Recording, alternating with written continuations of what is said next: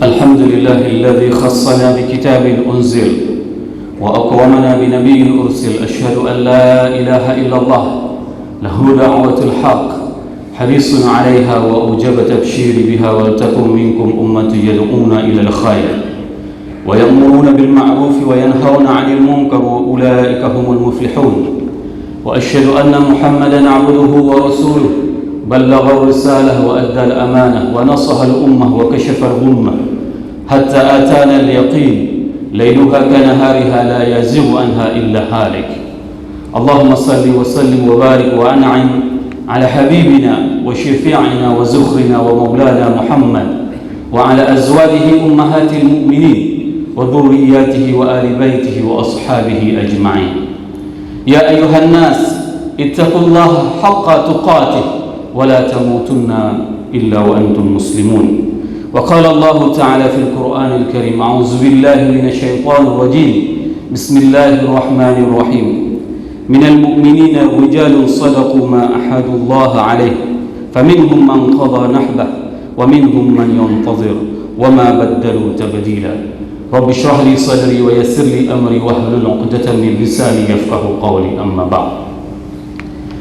Hadirin jamaah Jumat yang dirahmati Allah, marilah senantiasa kita memanjatkan puji dan syukur kepada Allah yang telah memberikan nikmat iman kepada kita sehingga kita telah memenuhi tempat yang penuh dengan keberkahan ini.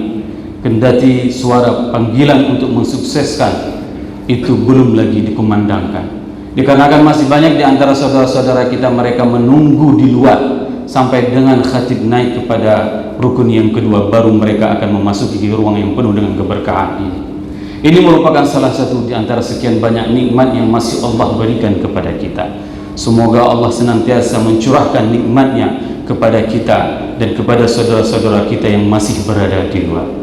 Selawat dan salam mari sama-sama kita panjatkan kepada junjungan kita Nabi besar Muhammad sallallahu alaihi wasallam yang telah mengajarkan kepada kita segala aspek tatanan kehidupan. Rasul mengajarkan kepada kita umatnya agar kita memperbanyak berselawat kepada beliau di hari yang dinamakan dengan Sayyidul Ayyam.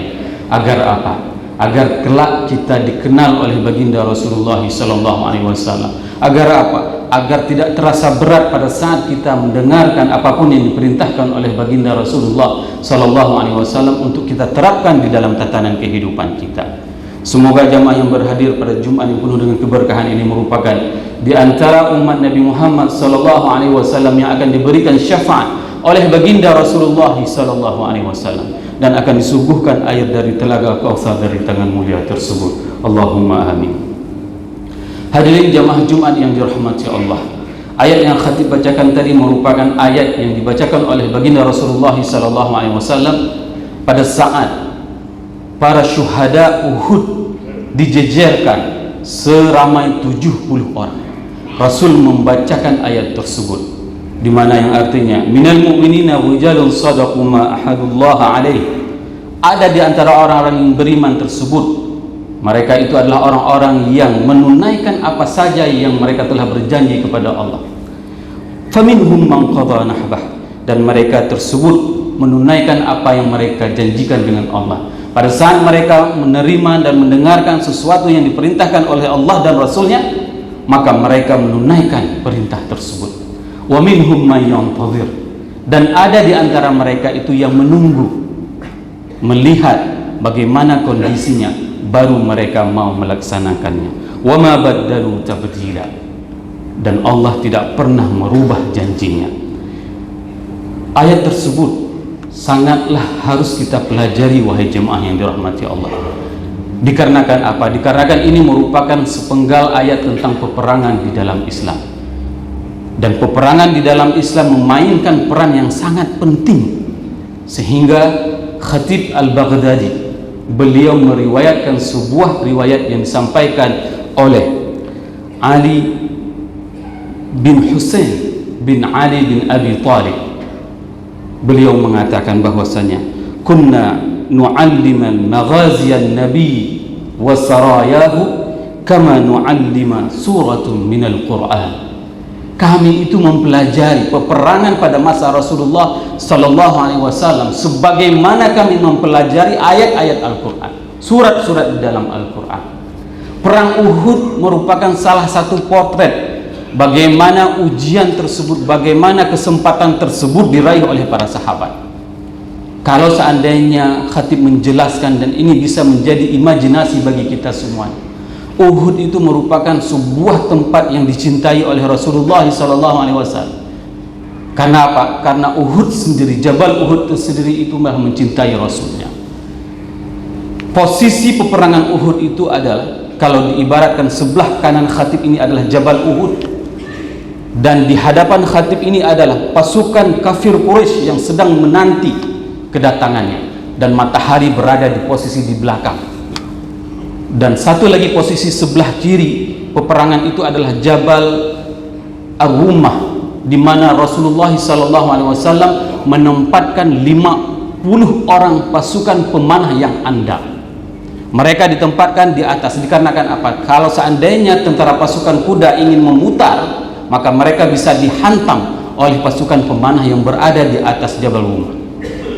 Nah, bagi mereka untuk menyerang Rasulullah dari belakang itu sangat jauh, dikarenakan Uhud panjangnya 7 km, dan tidak mungkin mereka akan berputar ke belakang untuk menyerang dari belakang untuk mengitari Jabal Uhud tersebut. Salah satu titik lemah peperangan Uhud itu adalah Jabal Rumah, di mana Rasulullah SAW menempatkan 50 pemanah terbaik. Dan pada saat itu Rasulullah SAW menyusun strategi dan memesankan kepada para pemanah yang berada di atas Jabal Rumah tersebut, kalian tidak boleh turun ke bawah kendati apapun kejadiannya. Kendati burung-burung itu sudah memakan bangkai yang ada di bawah, maka kalian tidak dibolehkan untuk turun ke bawah. Begitulah pesan Rasulullah SAW kepada para sahabatnya. Rasul pada saat itu melelang pedangnya. Siapa yang mau memegang pedangku, silahkan, tapi dengan satu syarat: tidak boleh ada orang yang bangkit pada saat dia memegang pedangku. Maka pada saat itu berebutlah para sahabat. Namun pilihan tersebut jatuh kepada Abu Dujana. Abu Dujana itu terkenal seorang kesatria yang berasal dari Ansar. Apabila dia telah mengikat ikatan di kepalanya dengan ikatan merah, maka tidak ada satupun yang berada di atasnya, yang di hadapannya itu bisa mengalahkannya. Begitulah kesatrianya. Rasul menyusun strategi. Di barisan terdepan ditempatkan beberapa orang sahabatnya yang satria. Di antaranya itu adalah Hamzah. Dan Hamzah menandakan di dadanya ada bulu unta. Agar apa? Agar pion-pion tidak bertempur dengan dia. Wahsy sendiri yang mengatakan dan meriwayatkan, aku melihat tidak ada satupun orang yang bangun berhadapan dengan Hamzah. Semua dilibas oleh Hamzah. Begitulah kekuatan Hamzah, dan begitulah satrianya Hamzah. Hamzah memberikan tanda dirinya, jangan pernah melawan saya kalau seandainya kalian bukan satria. Dan didapatkan di depan yang terdepan tersebut adalah Hamzah, Umar, Ali, sehingga mereka bisa menerobos 3.000 jumlah pasukan orang kafir Quraisy. Diporak-porandakan oleh orang-orang pilihan Rasulullah SAW. Ini merupakan sebuah kesempatan bagi mereka.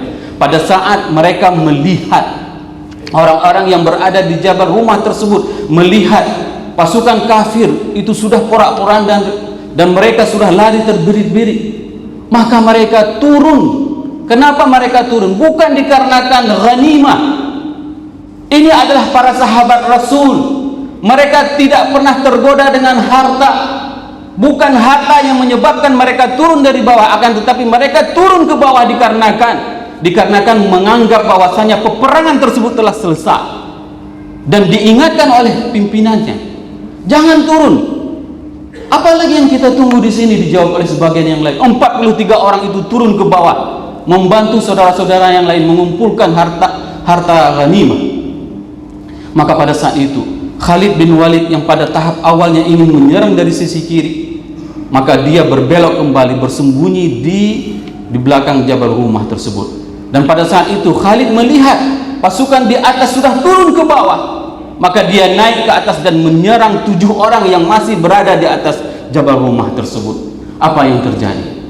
Pada saat itu umat Islam kacau balau. Kenapa? Dikarenakan umat Islam tidak patuh terhadap apa yang diperintahkan oleh Rasulnya, maka pada saat itu pula umat Islam kacau balau. Khalid mendirikan benderanya, mengibarkan benderanya di atas jabal rumah. Nah, maka saat itu orang-orang kafir yang sudah terbirit-birit lari, mereka kembali dan mengepung umat Islam. Sehingga apa yang terjadi? Sehingga umat Islam kacau balau, kocar-kacir di situ. Dan 70 orang sahabat Rasul yang menghafal Quran syahid di perang tersebut. Sehingga pada suatu saat, pada saat itu ada salah seorang kafir Quraisy mengatakan, laqad qataltu Muhammad. Itu kondisi sangat genting. Bayangkan, umat Islam sudah sangat terjepit. Ada orang yang berteriak, dia menyangka dia telah membunuh Rasulullah SAW. Dia mengatakan, aku telah membunuh Muhammad. Membuat apa? Membuat hati orang-orang kafir itu, mereka sudah bisa relax. Sehingga pada saat itu ada salah seorang sahabat Rasul, Khalid, ada salah seorang sahabat Rasul, Ka'ab bin Malik. Beliau bisa melihat bahwasanya Rasul tidak terbunuh. Dari mana dia melihat? Ka'ab melihat mata Rasulullah SAW. Padahal pada saat itu Rasul menggunakan helm peperangannya dan menggunakan baju perang 2 lapis. Inilah yang dinamakan dengan sebenarnya tawakal. Pada saat itu Rasul tidak pernah melupakan tentang bagaimana persiapan, seriusnya mempersiapkan dirinya dalam berperang. Inilah yang dinamakan dengan benar-benar tawakal. Sehingga pada saat itu Ka'ab bin Malik melihat mata Rasulullah, dan lalu dia berteriak, Rasul masih hidup, jangan berhenti. Maka pada saat itu Rasul mengatakan, diam, jangan ribut. Begitulah tidak paniknya Rasulullah SAW. Sehingga pada saat itu beberapa orang sahabat seperti Anas bin Nadar, beliau membuktikan kecintaannya kepada Rasulullah SAW. Pada saat melihat orang mukmin mendengarkan berita Rasulullah telah meninggal dunia, beliau mengatakan kepada orang-orang mukmin, wahai orang mukmin, kenapa kalian terduduk di sini? Kenapa kalian tidak berperang? Ayo pergi ke sana.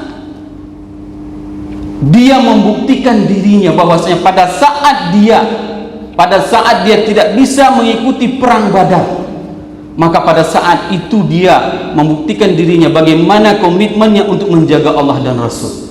Bagaimana dia membela Allah, bagaimana dia membela agama Allah, bagaimana dia membela Rasulullah SAW. Ayo kita pergi masuk ke dalam peperangan lagi. Jangan duduk di sini, karena aku telah mencium aroma surga dari bawah telapak kaki Jabal Uhud. Ini yang disampaikan oleh Anas bin Nadar.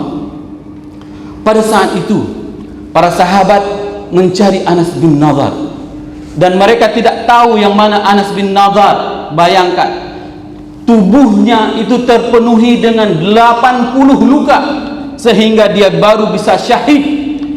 Orang kafir memerlukan 80 kali sebatang untuk menghajar Anas bin Nadar agar dia syahid.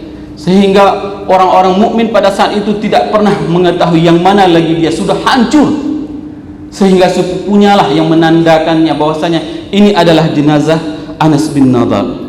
Jemaah Jumat yang dirahmati Allah, hari ini apa pembuktian kita terhadap agama Allah ini? Pernahkah kita membela agama Allah ini dengan seperti apa yang dilakukan oleh para sahabat terdahulu? Pernahkah kita menanamkan kepada generasi kita kegundahan mereka itu adalah untuk bisa memporak-porandakan orang-orang kafir sebagaimana yang telah dilakukan oleh para sahabat terdahulu? Atau kegundahan mereka itu adalah bagaimana mereka bisa bermain gadget? Hari ini betapa miris kita melihat generasi muda kita.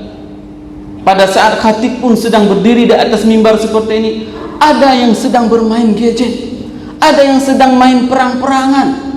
Inilah potret generasi kita, generasi yang sangat lemah, yang kegundahannya itu adalah kegundahan dunia. Mereka tidak pernah ditanamkan oleh orang tuanya bagaimana kegundahan yang sebenarnya yang mereka harus miliki. Palestina ini merupakan sebuah kawasan yang memang harus kita tanamkan kepada generasi kita agar apa?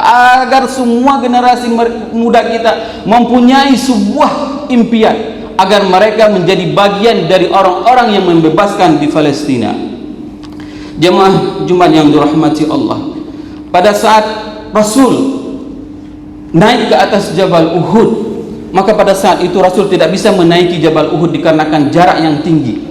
Maka ada salah satu seorang sahabat Rasulullah SAW. Maka pada saat itu sahabat tersebut yang bernama Talha bin Ubaidillah memberikan punggungnya untuk diinjak oleh Rasulullah SAW. Kaki mulia tersebut berada di atas punggungnya dan dia mendorong Rasulullah sehingga Rasul bisa masuk ke atas Jabal Uhud. Maka pada saat itu Rasulullah SAW mengatakan kepada Talha, wajabat jannah, berhak wahai engkau Talha mendapatkan syurga. Dan Talha bangga dengan jari-jarinya yang terputus pada saat perang Uhud, dikarenakan apa? Ini adalah sebagai bukti kecintaannya kepada Allah dan Rasulnya. Dia bangga bahwasanya jari yang putus tersebut adalah jari yang membela agama Allah. Hari ini apa pembuktian diri kita, jari kita terhadap agama Allah ini? Bahkan terkadang ada di antara kita jari-jarinya itu digunakan untuk menyebarkan fitnah, untuk menyebarkan berita-berita yang tidak mendukung untuk perjuangan agama Allah. Kelak semua Allah akan minta pertanggungjawaban kepada jari-jari itu. Hadirin jemaah Jumat yang dirahmati Allah, Abu Bakar dan Abu Ubaidah pada saat Rasul berada di dalam sebuah tebing di dalam gua Uhud tersebut melihat Rasulullah SAW ada dua duri besi yang masuk ke dalam pelipisnya. Abu Bakar bersama Abu Ubaidah mereka berebutan untuk mengeluarkan duri tersebut yang berada di pelipis Rasulullah SAW. Abu Bakar ingin mengeluarkan duri tersebut, duri besi tersebut dengan tangannya. Abu Ubaidah mengatakan, wahai Abu Bakar, jangan engkau sakiti Rasulullah. Biar aku yang membuka duri tersebut, biar aku yang menarik duri tersebut. Bagaimana caramu? Aku punya cara. Lalu dia menunjukkan agar apa? Agar Rasul tidak sakit pada saat ditarik duri besi tersebut di pelipisnya. Abu Ubaidah mengumut duri tersebut di pipi Rasulullah SAW. Sehingga apa? Sehingga giginya itu yang pertama tanggal, patah gigi, putus. Begitulah diumut sedikit-sedikit, diumut supaya duri besi tersebut bisa keluar dari pelipis Rasulullah SAW. Pada saat ditarik duri yang kedua dengan mulutnya, diumut juga dengan sangat perlahan. Agar apa? Agar Rasul tidak terasa sakit pada saat dicabut durinya. Maka dua gigi Abu Ubaidah pada saat itu yang tanggal. Karena apa? Dikarenakan kecintaannya kepada Rasulullah SAW. Hari ini apa yang sudah kita lakukan dengan mulut kita? Apa yang sudah kita lakukan dengan lisan kita sehingga kita dapat menunjukkan kepada Allah dan Rasulnya nanti di hari akhirat kita telah membela Rasulullah sebagaimana yang dilakukan oleh Abu Ubaidah. Bahkan kita rela memfitnah saudara kita seiman. Khatib mendengarkan sendiri fitnah dari jamaah bahwasanya pengurus Baitur Rahman Mat itu mengambil gaji. Wallahi mereka semuanya itu tidak mengambil gaji saat mengurus supermarket tersebut. Demi Allah, mereka itu semuanya mewakafkan dirinya, waktunya menyusun barang. Bahkan ada salah satu pengurus tersebut tidak mau membeli beras. Tidak mau membeli beras. Ditanya sama istrinya, kenapa ayah tidak membeli beras secara karung? Dia mengatakan, belum ada beras di Baitur Rahman Mat. Nanti kalau sudah ada beras di Baitur Rahman Mat, saya akan membelinya sekarung. Begitulah mereka menunjukkan dedikasinya, perjuangannya agar apa? Agar ada orang yang menyembah Allah di masjid ini sampai dengan hari akhirat. Bahkan ada orang pada saat ada jamaah pada saat kita memintakan uang untuk diwakafkan secara tunai, secara temporari berkah, maka mereka mewakafkan begitu mudah. Tidak pernah dia rasa takut akan dimarahi oleh istrinya pada saat dia mengeluarkan uang tersebut, karena dia tahu bahwasanya ini adalah bagaimana posisi kita menunjukkan agar agama Allah ini ada yang dipuji sampai dengan hari akhirat. Maka khatib ingin mengucapkan terima kasih, jazakumullahu khairan katsiran, terhadap perusahaan yang mau berbelanja secara bulanan di Baitur Rahman Mat, karena ini adalah bentuk kepedulian kita dalam membangun perekonomian umat. Ada rumah sakit, ada restoran yang berbelanja secara bulanan di Baitur Rahman. Ini merupakan wakaf. Ini merupakan amal jariah yang akan terus mengalir hingga dengan akhir zaman. Jamaah yang dirahmati Allah, Ubay bin Ka'ab, salah seorang sahabat Rasul pada saat peperangan sudah jeda, diperintahkan oleh Rasulullah SAW untuk mencari para sahabatnya. Di antara salah satu sahabat yang disuruh cari oleh Ubay oleh Rasulullah SAW itu adalah Sa'ad bin Rabi'. Sa'ad bin Rabi' ini adalah salah seorang sahabat Rasul yang diminta kepada Ubay untuk menyampaikan salamnya dan ditanyakan kabarnya. Dia adalah orang Ansar. Pada saat Ubay mencari di antara sekian banyak orang yang bergelimpangan di dalam peperangan tersebut, maka Ubay menemukan Sa'ad. Pada saat itu Sa'ad sedang sakaratul maut. Wahai Ubay, aku diperintahkan oleh Rasulullah SAW untuk mencarimu, dan Rasul menitipkan salamnya kepadamu, wahai Sa'ad. Maka pada saat itu Sa'ad bin Rabi' menyampaikan, wahai Ubay, sampaikanlah salamku kembali kepada Rasulullah SAW. Dan pada saat itu Ubay menyampaikan amanah dari Rasulullah. Rasul menanyakan tentang keadaanmu, wahai Sa'ad. Maka pada saat itu Sa'ad mengatakan, sampaikan kepada Rasulullah SAW, aku mencium bau surga di tempat Uhud ini. Itu yang disampaikan oleh Sa'ad, dan sampaikan kepada seluruh manusia, khususnya bagi orang-orang Ansar. Tidak ada alasan untuk tidak membela Allah dan Rasulnya. Ini yang disampaikan oleh Sa'ad bin Rabi' kepada Ubay bin Ka'ab. Hadirin jamaah Jumat yang dirahmati Allah, apa alasan kita untuk tidak membela saudara kita di Palestina? Hari ini rumah mereka dibombardir, ayah mereka syahid, ibu mereka meninggal dunia, anak mereka syahid. Apa bentuk kepedulian kita selaku saudaranya umat Islam yang berada di Aceh, yang berada di Laut Semau? Tunjukkanlah apa dedikasi kita. Apapun yang kita miliki hari ini, kita tunjukkan bahwasanya kepada Allah, aku tetap membela saudaraku di Palestina. Inilah pembuktian sebagaimana kita tidak pernah bisa berperang Uhud sebagaimana para sahabat terdahulu, namun kita masih bisa membuktikan diri kita agar apa? Agar kita berada di posisi yang benar, agar kita berada di posisi yang tidak salah membela orang-orang kafir. Inilah yang harus kita tunjukkan jemaah yang dirahmati Allah. Maukah kita membersamai Rasulullah SAW di surga? Kendati kita di dunia tidak bisa seperti mereka para sahabat, mereka bisa selalu berinteraksi dengan Rasul. Inilah yang ditawarkan oleh Rasulullah SAW kepada Nusaybah bin Ka'ab. Nusaybah bin Ka'ab, dia adalah seorang wanita yang membantu di peperangan Uhud, memberikan minuman, memberikan obat-obatan, mengobati orang-orang mujahid yang luka. Pada saat itu dia berserta suaminya dan dua orangnya ikut di dalam perang Uhud, sehingga 13 luka yang didapati oleh perempuan mulia tersebut. 13 luka, bahkan di bahu kanannya itu terkena dengan pedang dengan luka yang sangat parah. Pada saat itu Rasul memuji Nusaybah, wahai Nusaybah, keluargamu itu jauh lebih baik daripada keluarga fulan, keluargamu itu jauh lebih baik dari keluarga fulan. Begitulah Rasul memuji Nusaybah. Pada saat Nusaybah mendengarkan pujian dari Rasulullah SAW, dia ingin meminta kepada Rasul, wahai Rasulullah, bolehkah aku meminta sesuatu kepadamu? Boleh, mintalah wahai Nusaybah. Rasulullah, doakanlah aku beserta seluruh keluargamu agar menjadi pendampingmu di dalam surga. Dan pada saat itu Rasul memanjatkan doanya, Allahumma ja'alhum rufaqa'i fil jannah. Ya Allah, jadikanlah Nusaybah beserta keluarga besarnya adalah pendampingku nanti di dalam surga. Hari ini apa yang sudah kita persiapkan bagi kita dan keluarga kita pada saat kita di dunia ini tidak hidup bersama Rasul? Pernahkah kita menitipkan doa ini agar kita menjadi pendamping Rasulullah SAW di surga? Ini yang harus kita buktikan jamaah yang dirahmati Allah.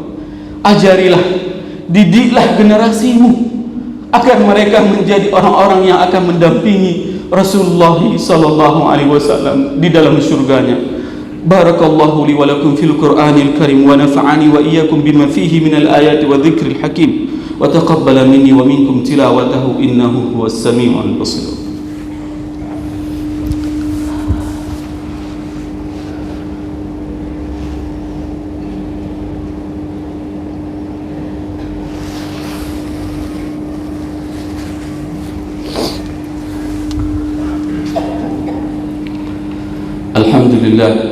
الحمد لله بنعمته تتم الصالحات أشهد أن لا إله إلا الله وأشهد أن محمدا عبده ورسوله اللهم صل على سيدنا محمد وعلى آله وأصحابه أجمعين يا أيها الناس اتقوا الله حق تقاته ولا تموتن إلا وأنتم مسلمون وقال الله تعالى في القرآن الكريم أعوذ بالله من الشيطان الرجيم بسم الله الرحمن الرحيم إن الله وملائكته يصلون على النبي يا أيها الذين آمنوا صلوا عليه وسلموا تسليما اللهم اغفر المسلمين والمسلمات والمؤمنين والمؤمنات الأحياء منهم والأموات إنك سميع قريب مجيب دعوات ويا قاضي الحاجات ربنا لا تؤاخذنا إن نسينا أو أخطأنا ربنا ولا تحمل علينا إصرا كما حملته على الذين من قبلنا ربنا ولا تحملنا ما لا طاقة لنا به واعف عنا واغفر لنا وارحمنا أنت مولانا فانصرنا على القوم الكافرين اللهم أعز الإسلام والمسلمين وهالك الكفرة والمشركين ودمر أعداءك أعداء الدين اللهم انصر إخواننا المجاهدين في فلسطين اللهم انصر إخواننا المجاهدين في فلسطين اللهم انصر إخواننا المجاهدين في كل مكان ربنا آتنا في الدنيا حسنة وفي الآخرة حسنة وقنا عذاب النار